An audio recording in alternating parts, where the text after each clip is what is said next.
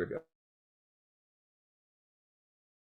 go. Welcome, everybody. It's either Monday, May 16th or Tuesday, May 23rd, depending on where you happen to be in relationship to the date line. We're the last time zone in the world, so we're always a little bit behind times here.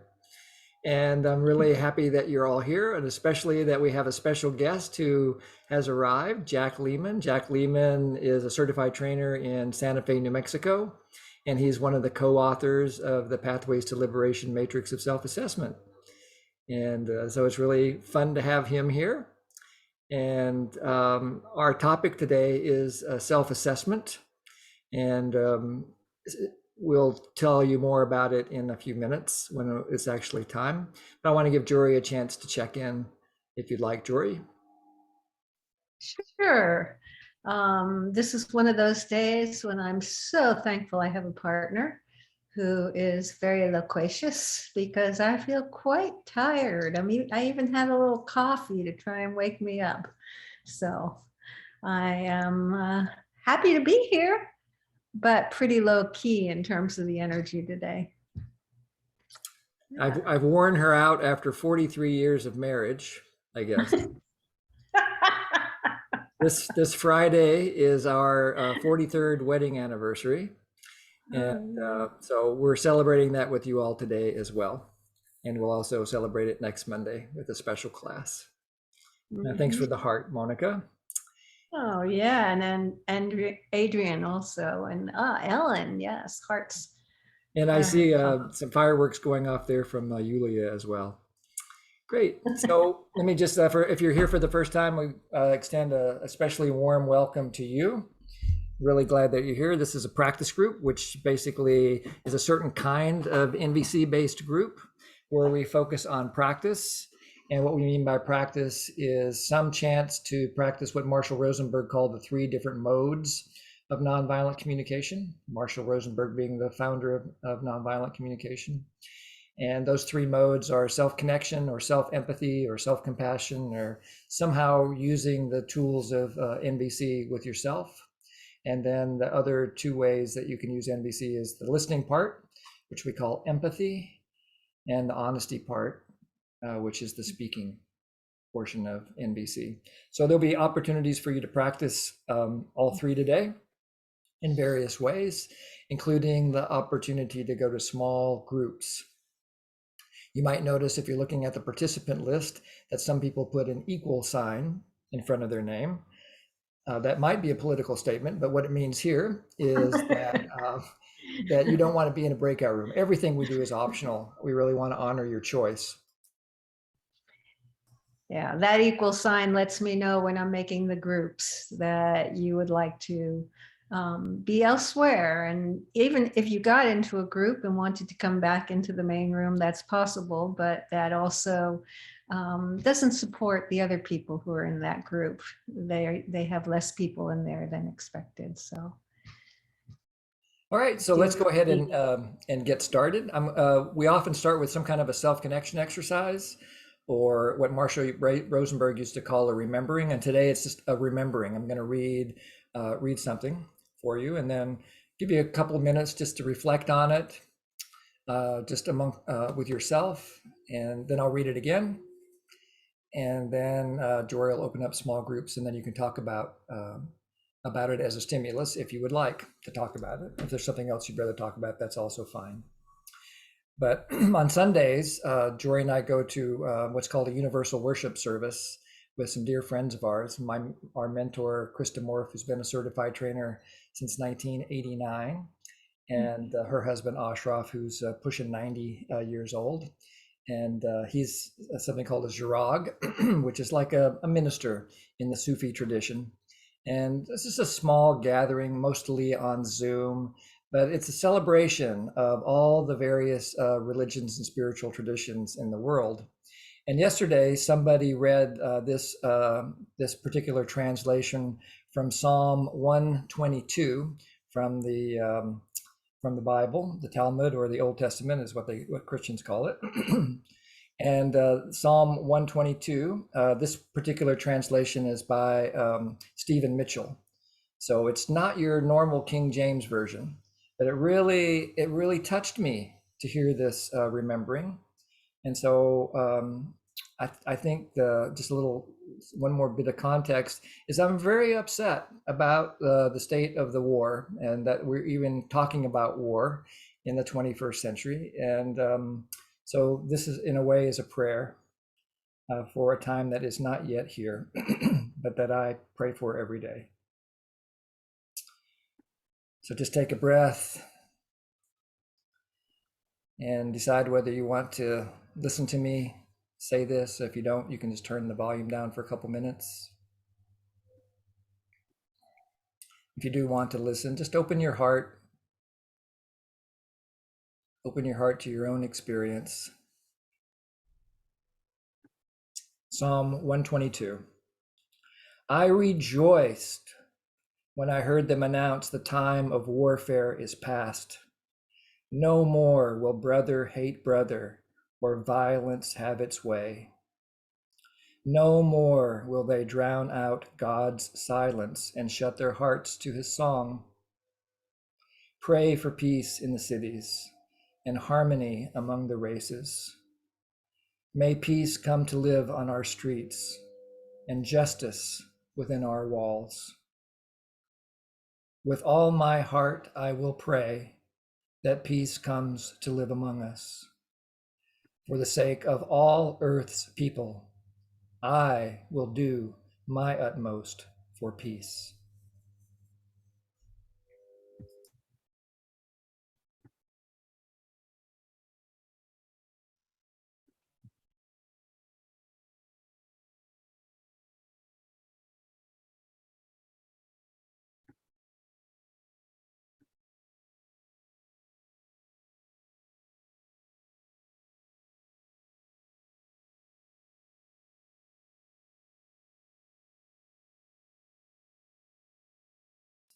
See if I can get through it again without breaking down. I rejoiced when I heard them announce the time of warfare is past. No more will brother hate brother or violence have its way. No more will they drown out God's silence and shut their hearts to his song. Pray for peace in the cities and harmony among the races. May peace come to live on our streets and justice within our walls. With all my heart, I will pray that peace comes to live among us for the sake of all earth's people. I will do my utmost for peace.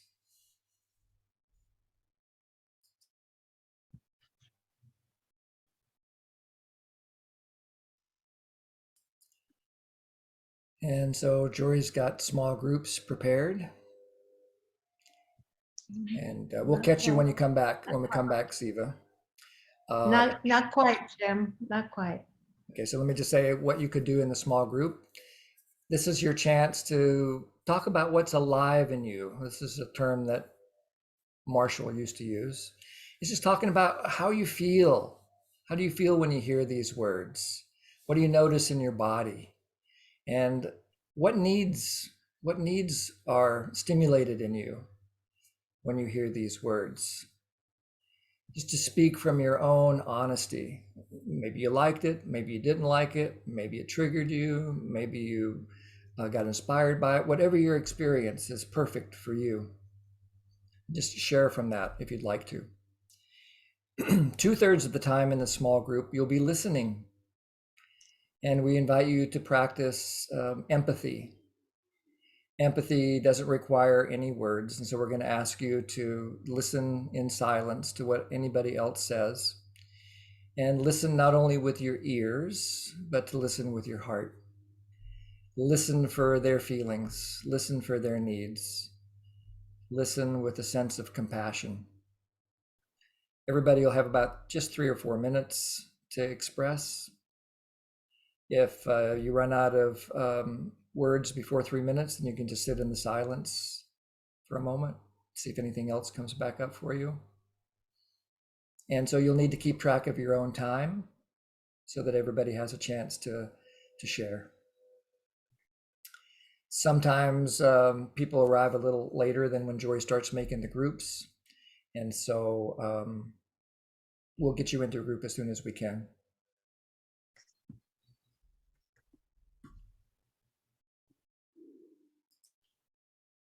Okay, so let me just scan it real quickly here. I think I've got groups of 3 going for everybody, and I'll move people in if you're in the Right group. here, there's going to be a thing to click on. Okay. We'll go into All righty. So given that, we'll open up the rooms, and if you came in late, I'll be putting I love seeing all the boxes come back with all your faces. I just really get a kick out of it every time. And I hear somebody's not muted. You got it, Jim? Yeah, I'm working on it. There we go. Yeah, Okay. I don't know where it is. Yeah. I'm hearing somebody's voice in the Got it. I background. think I fixed it. Okay, thank you. Okay, so Yeah. Go ahead. Joy. Okay. Go, no. Carry Yeah, on. so my way. who has something you'd like to share with the big group? Anybody who would like to share, you can raise your hand. Siva, I know you had something you wanted to say before the breakout room, so I'm tracking that. If there's still something you'd like to say, just raise your hand again. If anybody else would like to share anything about that remembering or anything else that's alive in you right now, just raise your hand. If you don't know how to raise your hand, on the bottom of your screen, there's a whole bunch of little buttons, and one of them has a happy face, and it says reactions, and you can click on that. And then there's another button that shows up that says raise hand. Go ahead, Rob. Yeah, we had, as a democracy, we had 2 people that were hopeful about the world situation and that they could contribute in the daily meditations, if I'm putting that correctly. I myself was a bit more dark and sometimes almost get into war. Like, I don't know, I was playing war when I was young or something, like, wow, the Ukrainians are winning. And I am devastated when I think of just the whole world situation and seeing the picture of the very young Ukrainian soldier who's going to be up for war crimes. And I'm like, oh God, that is just a teenager. So yeah, I'm devastated by the whole thing. So.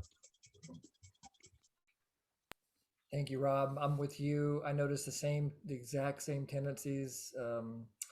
That I grew up, war was a little bit of a religion in our house. My father was a warrior from World War II and heard lots of stories about those horrors, and it just turned me to the other side, so to speak, to the side of peace. But there's still a kind of a fascination in me about stuff like this, and I can feel myself moving in that direction. Yeah, raise your voice volume if you would, Jim. Yeah, I was helping Jerome. Maybe that helps. I was helping somebody with their sound. And is that better, Corey? Yes. Great. Super. All right, go ahead, Renata. Yeah, it was very heartfelt, vulnerable, and beautiful, the sharing. Yeah. Yeah. Thank you. And I put it into the chat. If anybody wants it, you can copy it out of the chat and paste it into your own word processor or whatever. And it's a beautiful book by Stephen Mitchell. I like the way he translates. He kind of brings it up to 21st century language. And I don't see Siva, so I guess maybe we'll carry on. Anybody else want to share anything?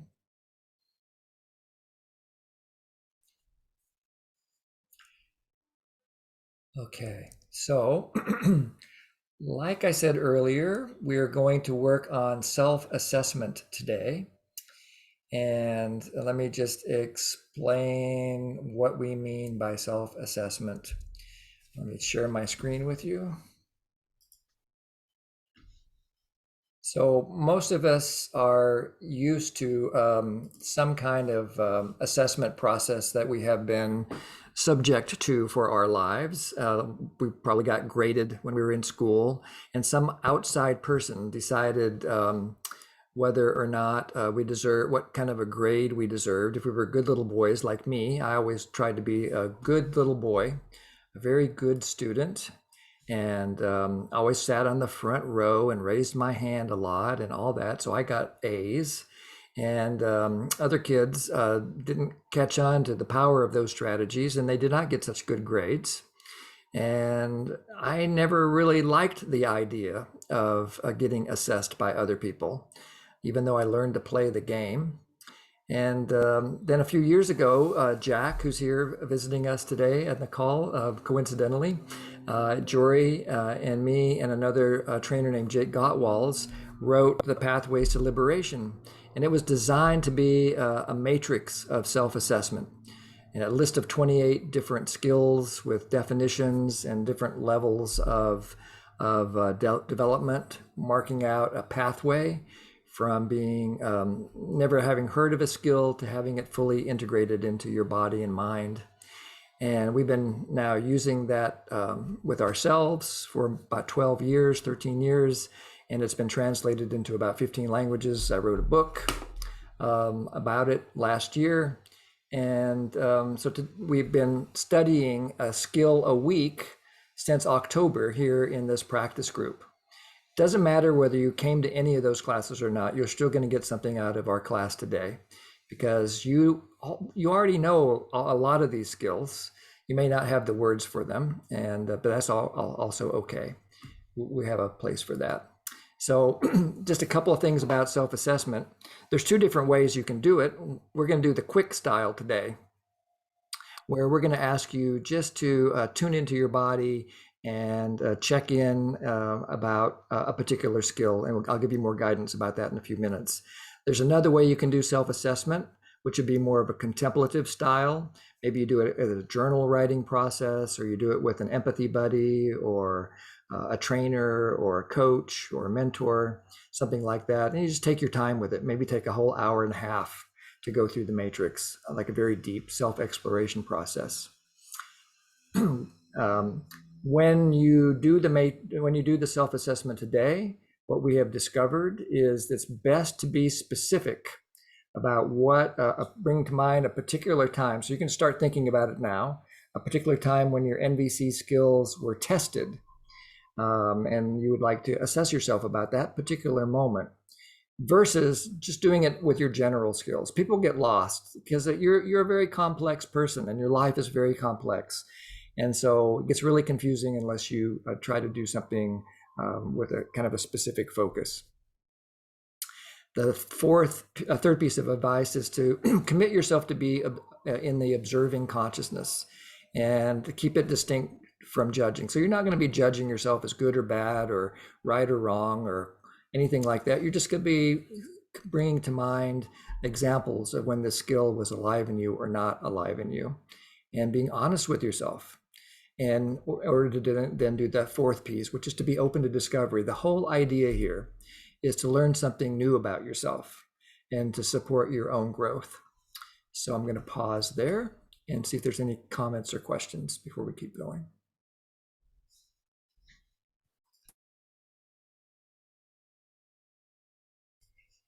Okay, then we'll keep going. So How many minutes? how many minutes is this going to take? I don't know. Yeah, well, how much time are we gonna get to think? Oh, not very much time at all. Maybe 10 seconds, because it's not about thinking. I'll thank you. That's a great question, and I'll go more into it in just a second. It's a really great question. But first, do this. Get a piece of paper and make 3 columns so it looks like that.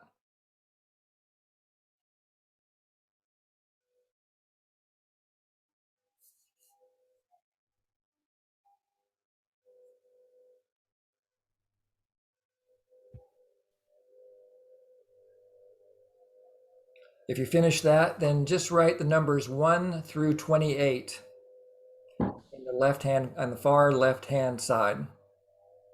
just write the numbers 1 through 28. That'll help you keep track of where you are in the process. The numbers 1 through 28.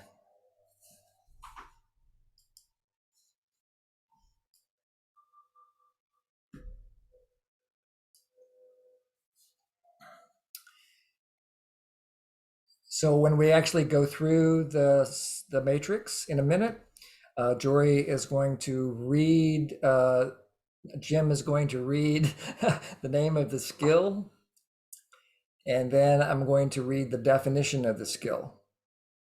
And that's it. Then the invitation is for you to just check in with your body and find out what your body's response is. If you feel confused or befuddled, or you have a thought like, what, huh? Then just put down on the left-hand column at the top, put IDK, and that'll be the column that you would check next to the number 1. IDK means I don't know. And if you're new to NVC, you'll have a lot of IDKs or I don't knows on your list. If you've been experienced with NVC, you'll have less. And then if you're super experienced, you start having more again. It's kind of interesting. But basically, you're looking for that body-based signal of confusion. If you have a different kind of a body-based feeling, like a feeling of confidence or celebration or joy or gratitude, then you would mark the middle column as strength. And again, just a quick check mark. So for example, if I, just to contrast these two, if I say the skill of enriching uranium for nuclear fission, everybody goes, what, huh? What is Jim talking about now? That would be the I don't know category. But if I say, consider the skill of tying your shoes, well, of course you know how to tie your shoes. There's a feeling of full confidence. So that would be in the middle column. The third column is for edges. And an edge is a skill that you maybe already have, but you just like to have more of it. So let's say that you already knew how to tie your shoes, but you wanted to learn how to tie other kinds of knots. So you took a class online or went to Boy Scouts or whatever, and you learned 15 different kinds of knots that you could do. That would be an edge that you were working on, trying to become more skillful in tying knots. Okay, so I don't know means I don't know what the skill means. Strength means it's a skill that I have reliable access to. Edge means a skill that I would like to have more of, even if I have some more now. So I'll just stop there and see if there's any questions. It's taking longer to explain this than it will be to do the actual thing, so don't worry about it. Okay, I'm gonna go back and give you the next little piece for clarity. Jory and I have done this hundreds of times over the years now, and we have learned that the more we go slow in the beginning, the more people get out of it. So I'm just gonna explain the process. You don't have to take notes about this, just listen, and then I'll guide you through the process. So you don't need to do anything. But first, I'll guide you through what we call the 0 step, which is just getting clear on your intention about doing the self-assessment. Second, I will invite you to choose a specific event in your life that you would like to use as the observation. We'll do that right now. So think of a time when your NVC skills have been tested, but not overwhelmed. A place where you could see your strengths as well as experience your edges. And write down the observation. So maybe it's a time when you were talking to one of your children and you got a little bit triggered, but not so triggered that you lost your NVC skills. Or maybe it's something that happened in the workplace or with a neighbor, or you were reading the news. So I'll be quiet for a minute while you just write down a specific event that you want to work with today.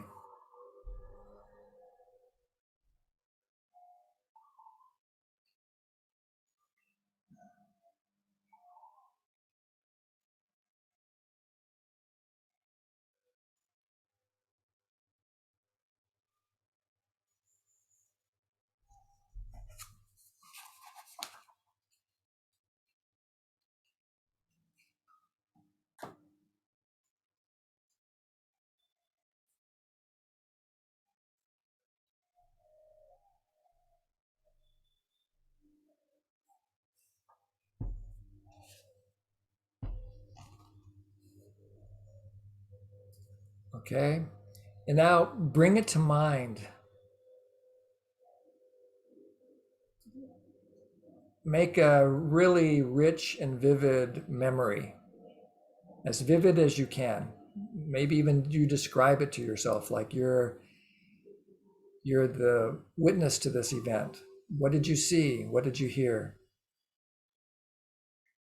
And make it as bright and as colorful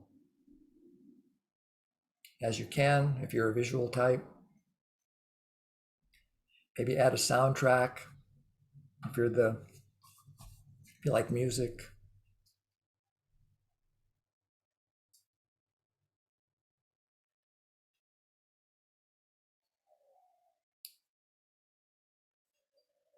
And focus on the beginning of this event. And then let it run through again. Notice it's a little bit like a movie. A memory can be a little bit like a movie, maybe. And so you can actually play the movie for yourself and examine a different moment of it if you like. Rewind it, play it again. It's your brain. You can do whatever you want to with it.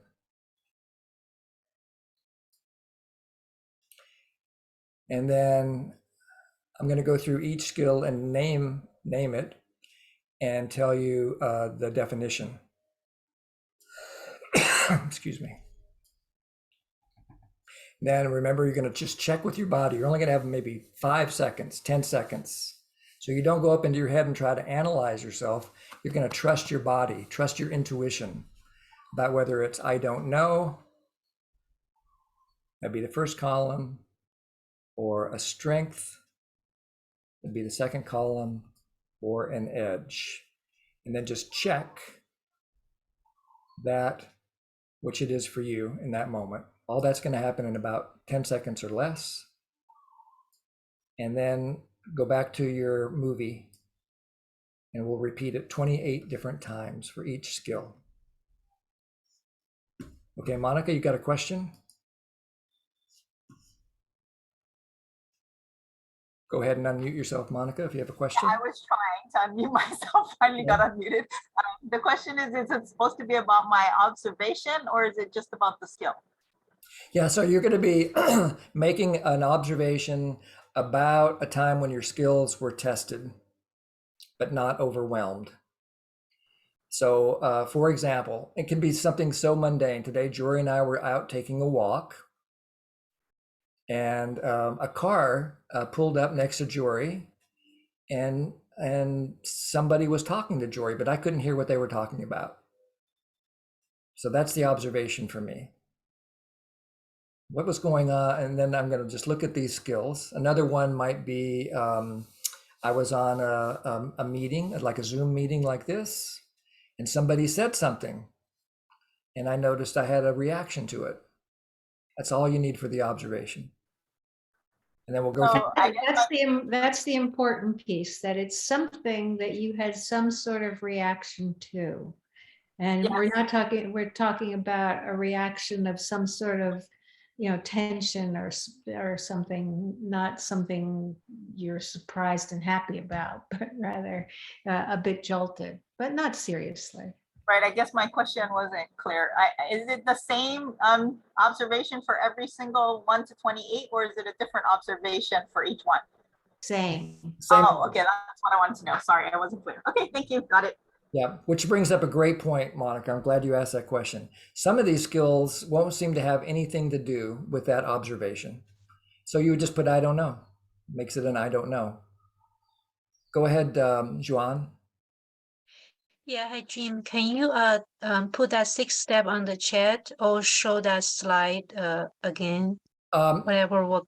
I will do it at the end, but I don't want you to look at anything while I'm doing while I'm reading the skills. I don't want you to be up in your head.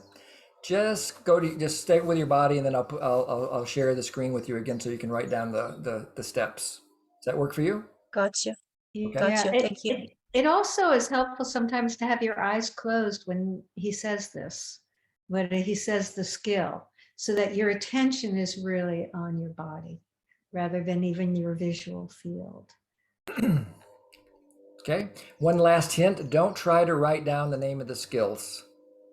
That takes too much time. Just ignore. Just go stick with your body, and you'll have a list of you'll have the whole matrix at the end of the call today. So you'll be able to look 1 through 28 and find out which skill is which if you need it. Please don't try to write it down. You won't have time. You'll get lost. Okay. Anything else before we start? Okay. First we go to 0 then. So this is just like a quick self-connection exercise. Just let go of all this talk that Jim's just been doing. Let it go for a moment. Notice your breath, if you'd like.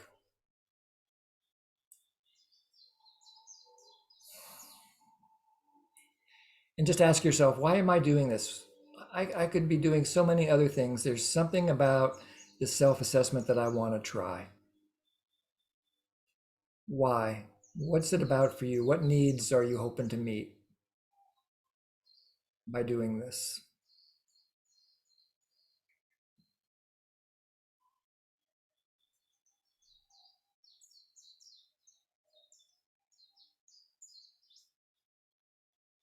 Maybe it's about learning or growth, discovery, fun, something else.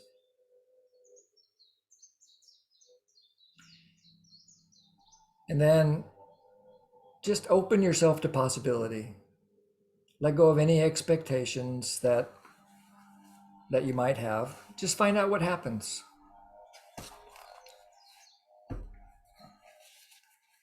And then when you're ready, you can open your eyes.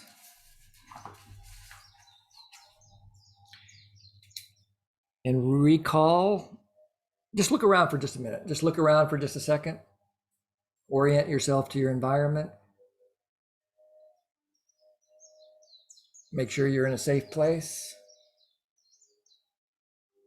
And if you are, then bring to mind that observation that you started with. That moment of stress or tension when your NVC skills were tested.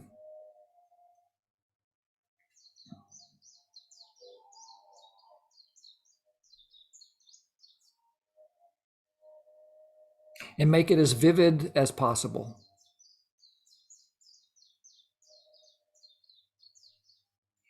And then consider the skill of presence, being attentive to what is happening right now, not lost in thinking, emotional reaction, etc. And just check the column that works for you. I don't know, strength or edge. Number 2, observing. Noticing and possibly describing our sensory and mental experiences and distinguishing these experiences from the interpretations we ascribe to them. Observing.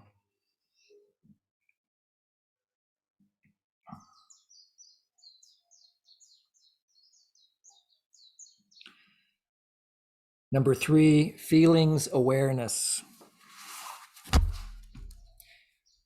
Being able to identify and experience our physical sensations and emotions. Feelings awareness.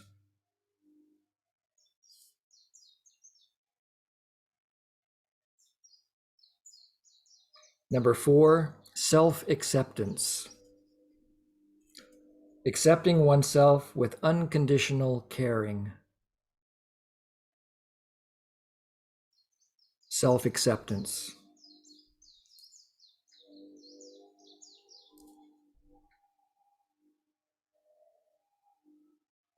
Number 5, taking ownership of one's feelings. Living from the knowledge that I alone cause my emotions. My emotions are not caused by others.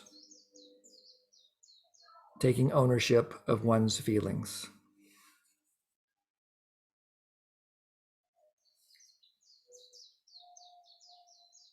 Keeping in mind that original observation again, just taking a moment to reconnect to that time.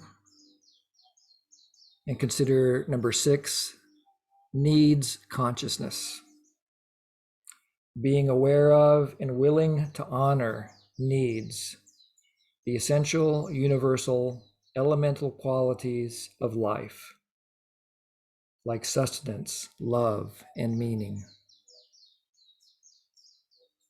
Needs consciousness.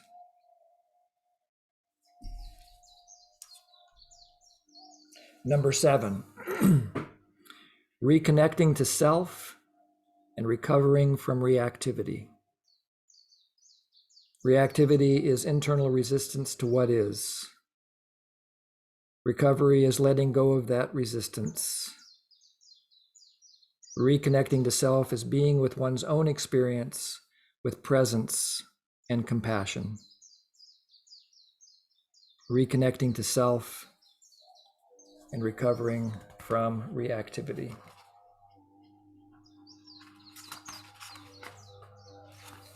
Number 8, request consciousness and making requests. Being willing to ask for what one wants with openness to any response, not attached to any particular outcome. Request consciousness and making requests. Number 9, mourning. Transforming the suffering of loss. Letting go of resistance to what is and being willing to allow our experience to unfold. Mourning.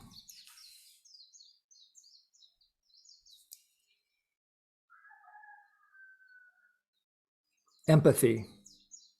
Being present with another's experience with unconditional acceptance of the person. Empathy.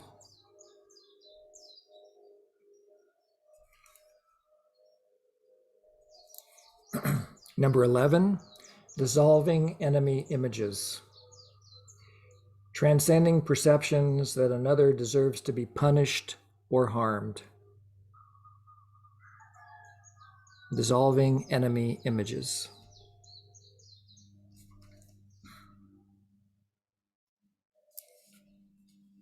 Number 12, discernment. Discernment. Making life-serving distinctions and choices with clarity, insight, and wisdom. Recognizing one has choice. Discernment.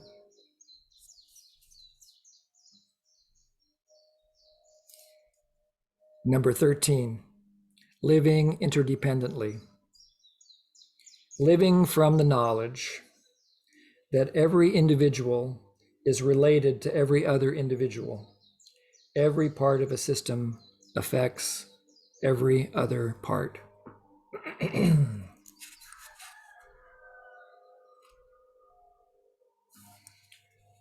Honest self-expression. Owning one's experience and having the willingness to express authentically without blame or criticism.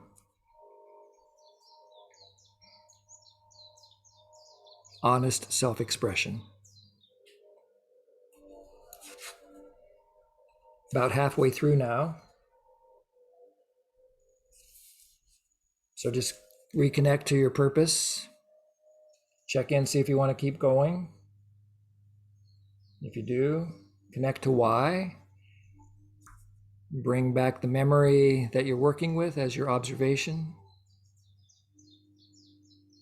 Then consider the skill of facilitating connection, facilitating empathy and honesty in dialogue with an intent to create connection. Facilitating connection.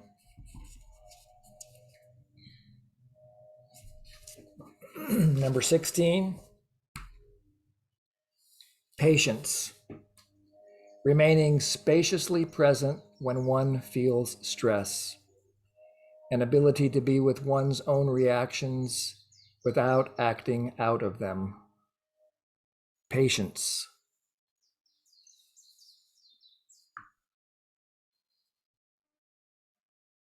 Number 17, responding to others' reactivity.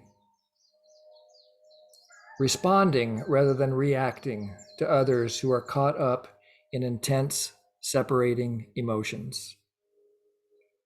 Responding to others' reactivity.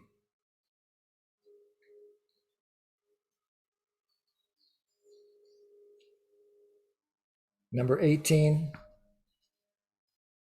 openness to feedback. Receiving others' perspectives about one's actions with equanimity and centeredness. Openness to feedback.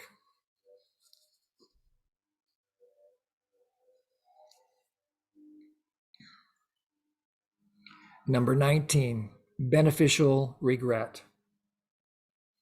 Acknowledging and learning from missed opportunities to meet needs without guilt, shame, or self-punishment.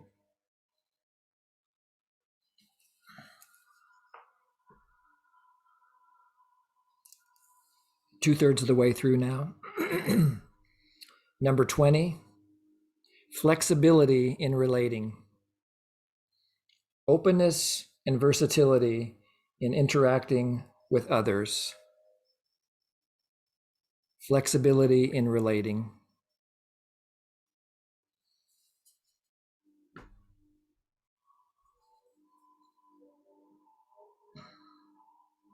Number 21, transforming conflict.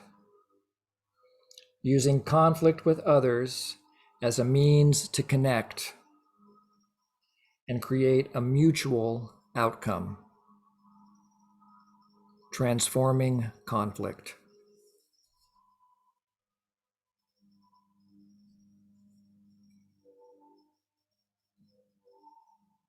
Number 22, gratitude. Finding the value in, appreciating, and enjoying what is. Gratitude.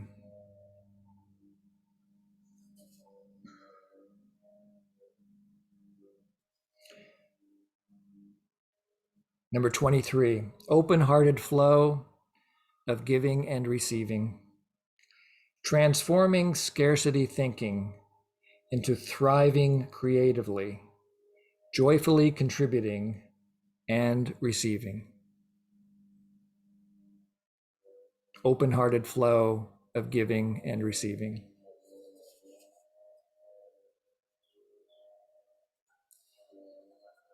Number 24, cultivating vitality. Tuning into oneself to support balanced self-care, cultivating the energy to serve life. Cultivating vitality.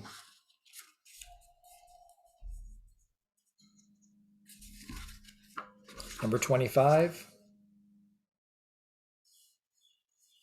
sharing power. Transforming domination, valuing everyone's needs with mutuality and respect. transcending submission and rebellion.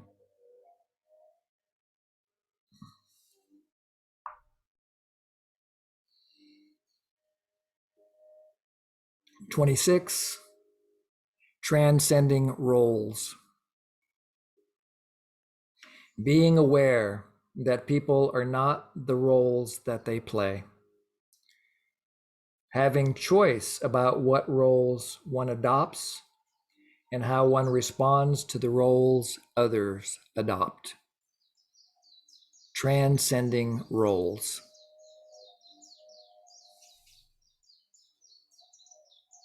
Two more to go.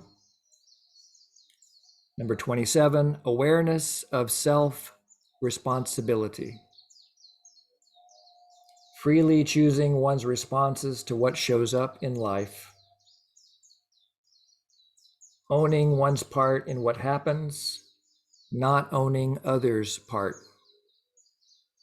And acknowledging that one's actions do influence others.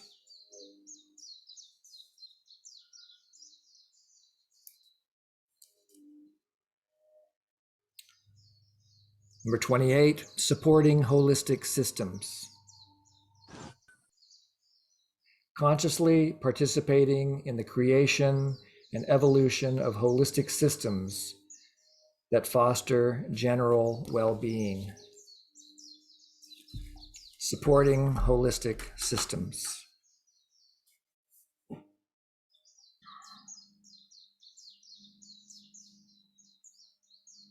And then just to acknowledge this is not the only list of skills. There's a lot of skills missing here. So what other skills do you celebrate that you have?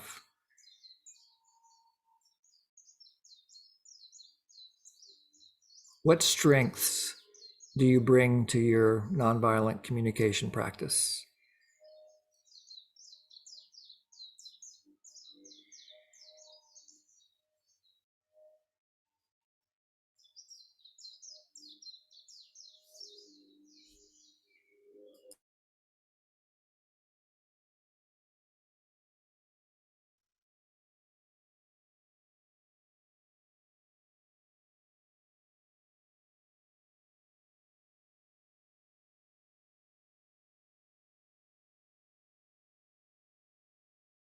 So notice how your body feels now, having completed this self-assessment, this part of it anyway. Check in with what you notice.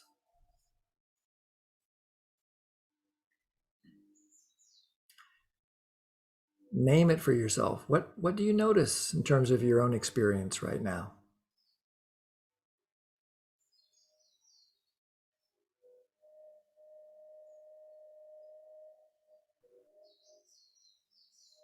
Some happiness or contentment. Thanks, Jack. And then what needs of yours were met by doing this practice? Just consider that for yourself. If you want to put them in a chat or speak them out like Jack did.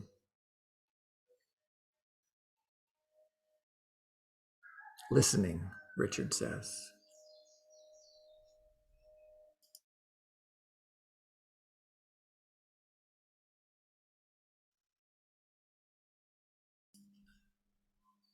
Curiosity from Nikhilananda. Honesty, self-empathy, ideas, learning, perspective.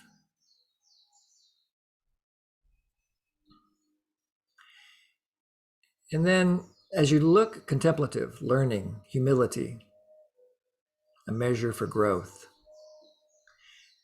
And then as you look at your list, look especially at the strengths. Look at the strengths that you chose for yourself.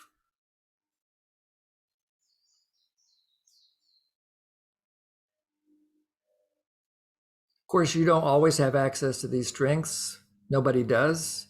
If you're hungry or tired or overwhelmed, then we all lose access to these skills. Even after 23 years of practice, I can tell you that's true for me. And yet there are certain skills that I really celebrate having more reliable access to. So take a moment and just savor those skills. And if you want to just celebrate them out loud, that's fine. If you want to put them in the chat, the skills that you're highlighting for yourself, that's wonderful.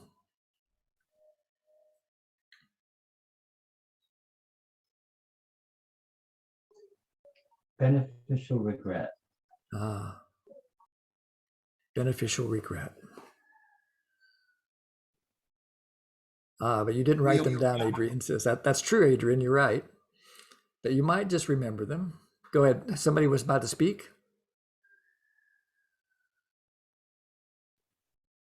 I was saying we only have the number. Right. You can say them. You can say the number. I'll say the skill. It's a deal. 5. Taking ownership of one's feelings. 8. Request consciousness and making requests. 13. Living interdependently. And 18. Openness to feedback. And then Adrian says 20 and 21. Flexibility in relating and transforming conflict. Also see in the chat, gratitude, living interdependently, cultivating vitality, observing, increased capacity for non-attachment.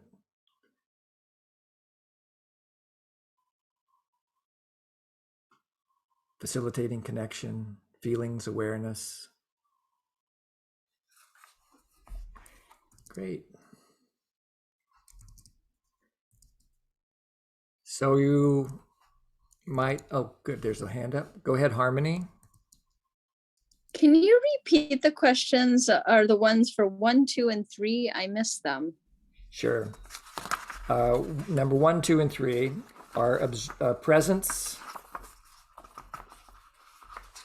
observing, and feelings, awareness.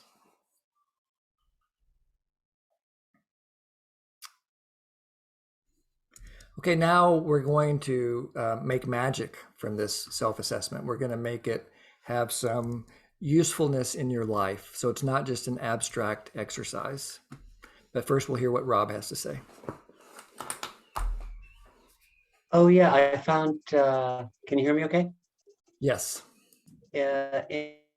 So many of the 28 in the actual thing that happened, the actual event, my NVC's skills really failed me. You know, I clammed up, I internalized, I did this, I wanted to get even, and it was only coming back later, you know, especially that beneficial regret, that I showed my true awareness. So unfortunately, but yeah. Anyways, that's the truth. Yeah, that's the truth. And that's so important. And that we actually learn from, that's beneficial regret. What you just said was an example of beneficial regret. That we may lose access to these missed opportunities in the moment, but then because of the training that you've had and your practice, then you realize, oh, I could have done it this way. That's a super valuable thing to have in your toolbox from now on. It's a great, and it actually prepares you for the next time that you come into a similar situation. Thanks, Rob. Yeah. Yeah. And lots of dittos, by the way, Rob, in the chat. Well, let me just add, it also prevented me from self-harm, like harming the situation. At least I froze instead of reacting, you know, so. Yes, yes. And that was NVC a little bit, just like, oh, you know. Yes, that for me would be awareness of responsibility, that you see that you have a choice. It's also discernment. I mean, I'm just so grateful that I have that skill of discernment, and I keep myself from making bigger messes than the one I've already made, at least sometimes. Thank you. You're welcome. So let's go on to the next part, and then we'll have a chance to go to small groups to talk about it. So look at your own list again and celebrate the strengths that you have, and just take it in. Take it in and let it register that you have developed strengths as a human being. Even if this is your very first experience of NVC, you bring strengths. Maybe it's sense of humor. Maybe it's a love of learning. Maybe it's presence. I guarantee everybody here, if you don't have presence as a strength, you can go ahead and mark that as a strength, because everybody is present to the sound of my voice right now. And so I know that you have that skill. It's just kind of built into us human beings.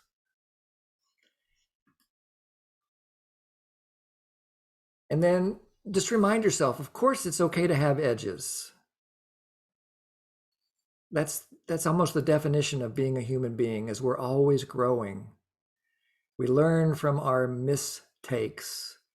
A mistake is nothing more than the distance between our intention and the effect that we have in our conversations. So even though our behavior is always motivated by a need, we don't always choose the most life-affirming strategy. So we would call that a mistake. And that's where our edges really get exposed. So pick one edge. You might have more than one, but just pick one.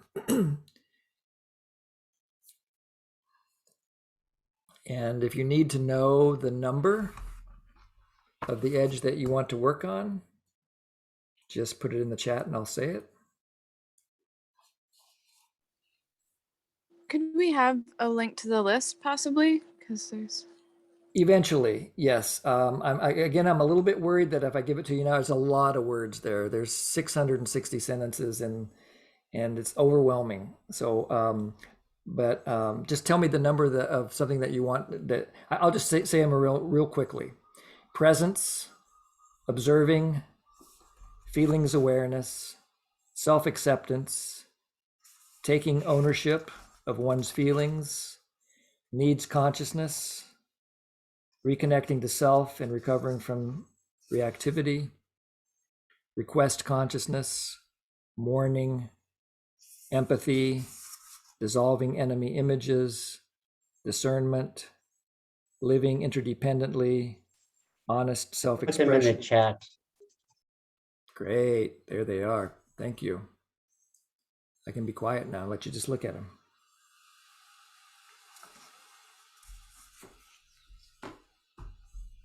So just pick one edge that you would enjoy working on.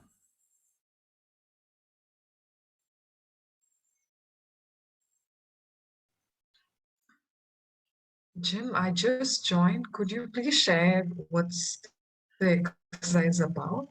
Yeah, you're coming in the middle of a pretty long movie. And when people go into their when people go into small groups list again. In a few minutes, then I will be glad to stick with you and share what we did. But in the meantime, you can just think about your own NVC practice. And who is that? So I make sure not to put them in a group. I didn't. Priya. Who? Yeah. Hi, Jerry. Priya. Priya, thank you. Yeah. Okay, so now pick one edge that you would enjoy working on, and then ask yourself, how could I use my strength of whatever, could be more than one strength, to work on my edge of. So for example, I'll give you a specific example. My edge is honest self-expression. And my strength is feelings awareness. So I say to myself, how could I use my strength of feelings awareness to work on my edge of honest self-expression? You don't need to answer the question yet. Just ask yourself, how could I use my strength to work on my edge?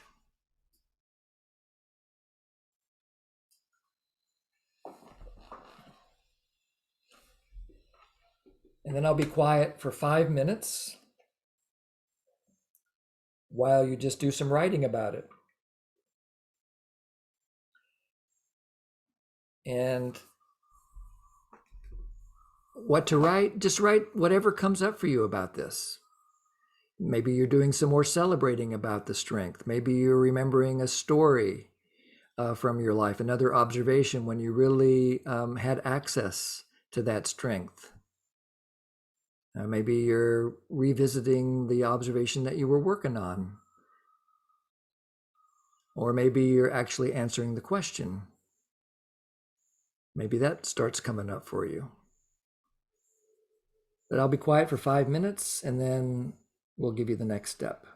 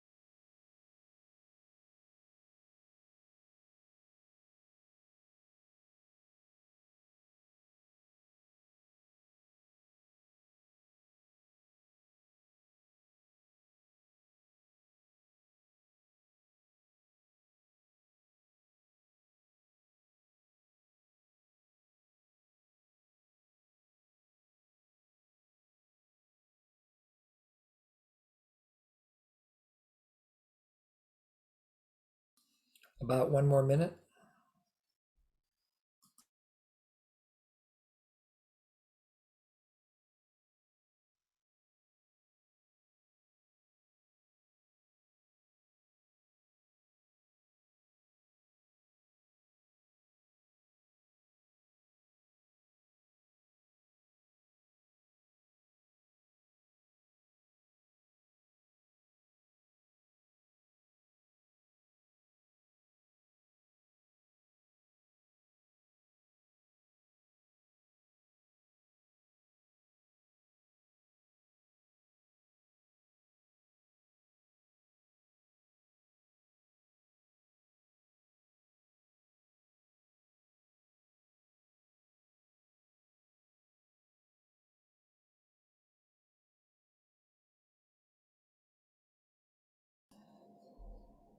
So find a place to pause.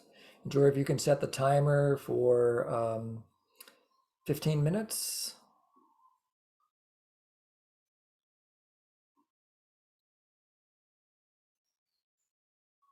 And we're going to let you go back and invite you to go back to small groups. And the idea here is that you share what you want to share. You share your strength. Maybe you share your edge, maybe you don't. But mostly you share about what's coming up for you, about how you could use your strength to help you in your NVC practice. We have a habit on our planet with human beings to look at deficiency rather than our gifts. So this is an opportunity to look at the gifts that you already have, that you've been growing for your entire life in terms of your communication skills, and say, how could I apply what I've already learned? What kind of a practice could I think about bringing to my life? And no right answer, no wrong answer. And maybe you would like support from the other people in your small group. Maybe you're puzzled. I don't know what Jim's talking about. Does anybody else have any ideas? And so maybe somebody else has an idea. So you can ask for advice. Jory, did you want to say something? No, I was just clarifying with Priya. Okay, great. All right, so Jory set the timer for 15 minutes, and we'll see you guys back here in 15 minutes. Try to use your regulate your time so everybody has a chance to be heard and to hear. Okay, and if you... You're welcome. Okay, here comes everybody back. Love to hear some reflections, but I saw a note in the chat. Jim, how about you come up with an example? I didn't want to give you an example until you went off and struggled a little bit. So now I'll give you my example. Because the fun is in the struggle for me. Like I said, my strength is feelings awareness, and my edge is honest self-expression. And the observation is the check. I'm out to dinner with friends, and the check has arrived. And I don't want to deal with the check. I don't want to figure out who's going to pay, how we're going to split it. I just feel locked up and paralyzed. And I don't want to say what's going on for me. I usually get up. My old habit was I'd get up as soon as I would try to anticipate when the check was going to arrive. And I would make sure that I had to go to the bathroom just before the check arrived. And so by the time I came back, they'd have it worked out if things went the way I wanted. So that wasn't really working for me anymore. I wanted to really stretch into being honest. And so I said, okay, how could I use my strength of feelings awareness to say what's true for me? So I sat with the question and I thought, okay, so as soon as that urge comes up to leave the table, I could say it. I say, hey, I know the waiter's probably going to bring the check any minute now. And I just noticed that I'm in my old habit of freaking out. I want to leave. Isn't that funny? Or, I could say something, end with some kind of a request, or how do you feel when and so I actually did that with some friends. And so now every time I go out to dinner with these friends, we have an inside joke. They say, Jim, I think the waiter's about to bring the check. Do you need to go right now, or do you want to stay? And so it became a point of connection for us, just because I was willing to stretch into it. And then another way that you can kind of create your own practice is to do what's called mental practice. So maybe some of you came up with this idea where it's hard to practice in the moment because it's hot, emotionally hot in the moment, but you can anticipate that similar things are going to happen today in your communication life that happened yesterday. And so this happened with Jory and me, where Jory would say something, and I noticed that I had a voice in my head that I had to respond to Jory. And if those of you might remember that lesson we did about, I don't know, 15 weeks ago about have to choose to, I had this rule in my head that if my wife said something, I had to respond. And it created lots of disconnection because I wasn't taking the time to connect with myself and so forth. So it was almost the opposite in this particular case, where my honesty was getting in the way, was my strength in a way, but my presence and my patience, it was really about patience. That was the edge. I was being impatient. So I knew this was going to happen every day because it had happened every day for the last 40 something years. And so before I got up in the morning, I would practice. Okay, today I know it's going to happen. Jory's going to ask me something. And rather than just react and respond, I'm just going to take a breath and I'm going to practice patience. And then I would rehearse it in my head. And then I would rehearse it again. And then I'd rehearse it a third time. Then I'd get up.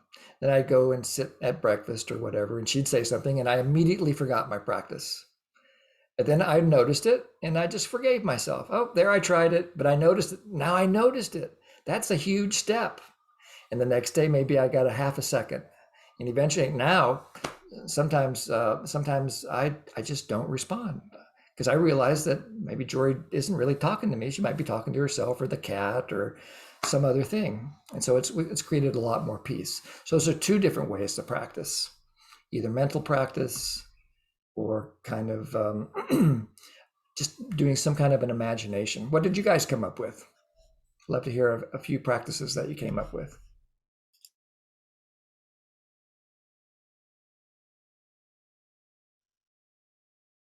Yeah, go ahead, Nataraja. So I noticed that my edge was patience, and I in talking with my oldest kid, who's 24, and I had as a strength that I'm pretty good at responding to others in reactivity. And so when I was journaling, I realized that it's hard to be good at responding to others in reactivity if you don't have some patience.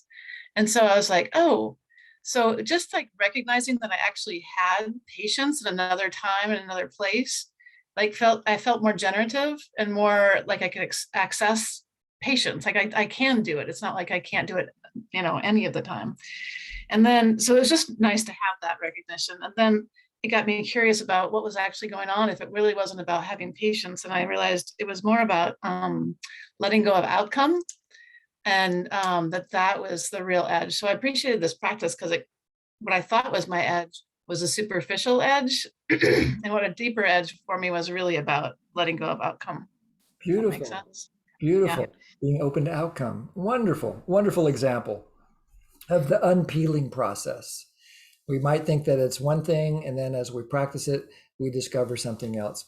Thank you for the example, Nataraja. Anybody else? Before I give you some more hints? Love to hear at least one more way that you imagine you might be able to practice. Especially if for me. Go ahead. Yeah, for me, I picked one edge, which was about taking ownership for my feelings. And this was to do with something that happened 2.5 years ago in my assessment journey. So, taking ownership of my feelings, kind of, that starting from there, I realized that edge added up to so many other edges, like, creating an enemy image or not able to hold the other person's needs with care, and all that. So it was, and then to also see that today I'm in a different place.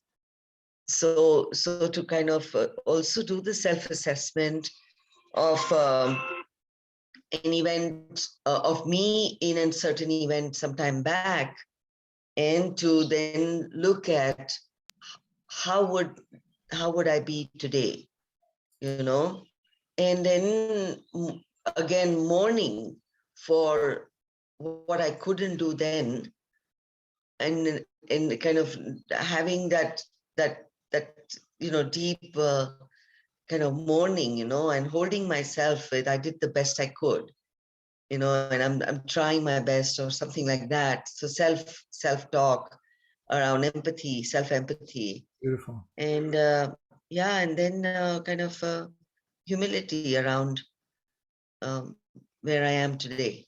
Right. So celebration, from mourning, I go to celebration. Yeah, great. Thank you, Rena. I really appreciate that story very much. Yeah. And Sanjita, and then we'll finish with Siva, and I'll give you some more hints. Sanjita? So, thank you so much for this beautiful exercise, Jim. My NVC journey has been only a year, and I was just in my mind's eye after I narrated my situation, checking with where I stand when after this exercise and after today.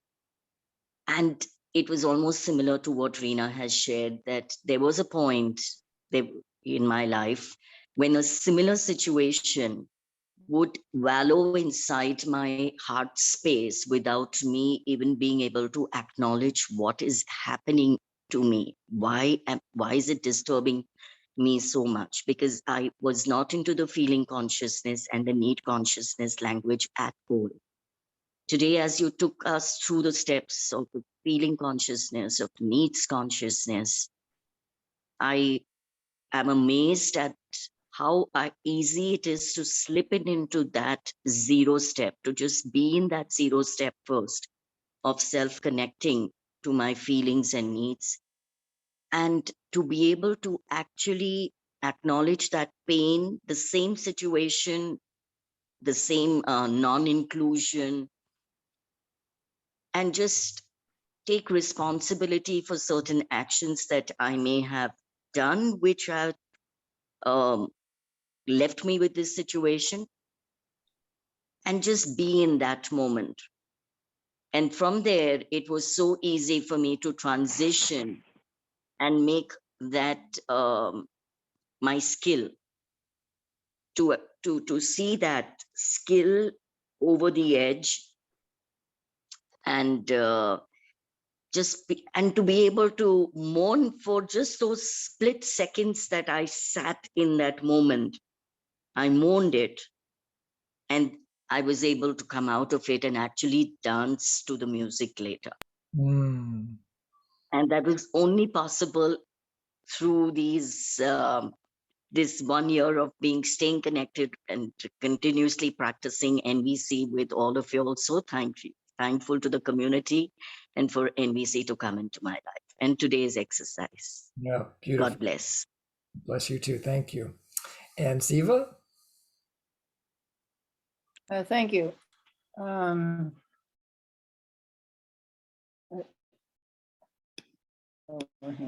Okay. I think from what the various people said, I just want to check out what you think, both you and Jory and anybody else thinks. I very deeply believe that fear is taught, but fear somehow evolves into hate. And I think there's a link or maybe fear doesn't automatically turn into hateful behavior. I think the enemy image is an intermediary step. And I suspect there's more intermediary steps in this chain. Yeah. And it's just something I think is worthwhile thinking about. So there's that piece. Yeah. But I want to tell another total different piece. The last 2 days, Saturday and Sunday, I was at a local conference of a religious group called Baha'i. And they're all about, they're first of all, totally not political, totally not about making anybody do what they say you should do. They, And I was watching the children at this conference. Those children exhibited so much joy and self-awareness and strength. It was awesome, just awesome. I catch it. I catch your joy and I catch your inspiration. Yeah. Yes. Thanks, Siva. And yes, it is actually what you said in the beginning there is like a preview for next week. What are some of those other intermediary events? We'll be going deeply into that next week to actually look at the pattern that leads to violence. And so we'll just do the commercial a little bit early here. And then let me just share the screen with you real quick and give you some other hints before we finish up today. So here's some other hints for creating the practice. First, clarify your strengths and edges. Use one edge at a time. Then ask the question, how specifically can you use your strength to support your edge? Number 3, pick a specific time each day to practice. Jory, I don't see whether you're on screen or not, but Jory often tells me that she likes to practice just before falling asleep. Like she's doing her mental practice just before she's going to sleep at night. I tend to do mine first thing in the morning, my mental practice. But sometimes I will have a more formal practice, like a journaling practice would be another way. So if maybe gratitude was my edge and my strength was honesty, then maybe I pick 5 minutes a day to write down my gratitudes in an honest way. And then choose a time frame to practice. Most research that I've read so far seems to indicate that between 14 and 30 days is necessary to integrate a new skill. And you can experiment with what your brain is like, and it probably depends on the complexity of the skill as well. But give yourself 30 days and try your practice. And then follow up at the end of whatever time frame you have, put it in your calendar to check in with yourself after a certain period of time, and then ask yourself these questions. What's working about my practice? Again, a chance to celebrate that even if all you do is, hey, I'm at least remembering, I remembered once during the last 30 days that I wanted to do this practice, that's something to celebrate. Find out, focus your attention on needs met. Second, what new challenges have you discovered? As you do a practice, you're gonna naturally stretch, your brain is gonna naturally stretch into new places. And you'll, just like Nataraja was sharing, she discovered new layers as she kept practicing. And then what's your vision of using the skill from now on? It's very much related to part of what we did last week with creating holistic systems, to actually use the power of your imagination to motivate you, and by connecting to a vision that you have. And then make a clear and present request of yourself. How specifically would you like to tweak your practice? And then recycle and go through it for another 14 days or 7 days or 3 days or whatever you want to do, and do it again until you feel like it has, now the edge is a strength. At some point you're going to say, I just noticed this is no longer an edge. I have more reliable access to this. Then if you want to keep growing, you can pick a new edge. Okay. And Jim, would you put that whole practice into the chat so people can have a copy of that? They can make it a copy and follow through on it. I will try. And they'll also be on the website. There will be a link to the whole slideshow for today. It's not quite ready yet, but let's see if this will fit into the chat. And Jory put a link to the matrix in English. So yeah, it went through, but it lost the numbers. So you can copy that and make new numbers for it. There is also, the matrix has been translated into 16 or 17 languages now. So if you happen to be a native speaker of another language, you can enjoy it in your own language if you'd like. And it's at this link here, pathwaysdeliberation.com/the matrix. Some examples would be both simplified and traditional Chinese, Farsi, Arabic, Japanese. I think there's a problem with the Korean translation in terms of it won't download Russian. Still waiting for Ukrainian, Hindi. So this represents literally billions of people on the planet now have access. The four most common languages are English, Chinese, Hindi, and Spanish. So we've got all those, plus the next most common language is Portuguese. And so we're making huge progress, all by volunteer effort. I'm really grateful for all the people that have helped.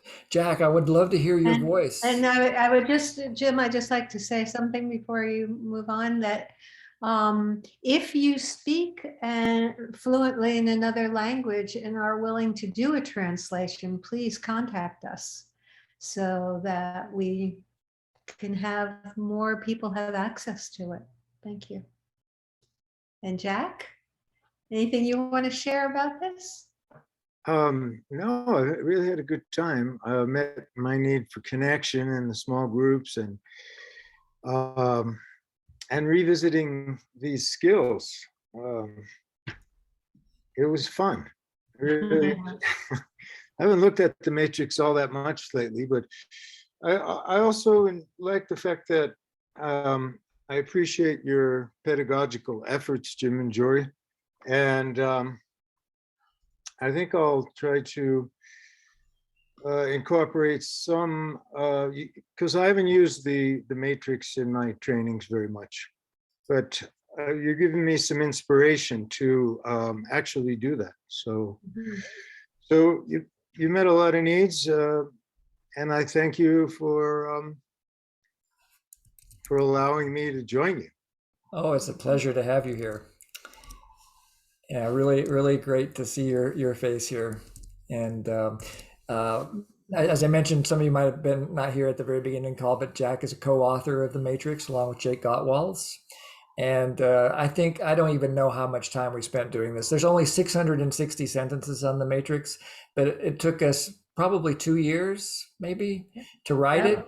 And every single sentence, every single punctuation mark, every single little piece was done by full consent. Nobody caved in anywhere along the way. And sometimes it took us a long time, but we were completely committed to nobody submitting. And I think the work really speaks for itself. It really came out very, very clear. What was the phrase we used to use, Jim, or Jory too? It was something like, is this something you can't live with? What was the phrase we used? Yeah. Something like Something that. like that. Something like that. Because we would often come up with, well, I'd rather do this, and someone else would say, I'd rather it be worded this way, or do that, or this not be included, or that. But if we could live with it, if we could see it being part of the matrix, then we accepted it fully, or something like that. Yeah. Can you live with this? I remember that phrase. Yeah. Yeah, but we usually wouldn't even say that until we'd gotten fairly deeply into the whole process. Right, very close. Collaboration. Yeah. Is this good enough? Yeah, something like that. Yeah. And I think it was 3 years we worked on all of this to create it. It might have been. Process. And so I see Rob has his hand up. Okay, hang on a second. Hang on. I want to do the last little pieces, and then we'll do any final questions, if that works for you.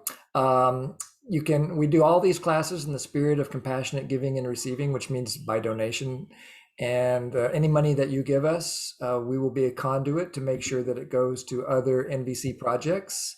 I mentioned last week that we gave some money to the Ukrainian trainers and to some Russian and Ukrainian certification candidates.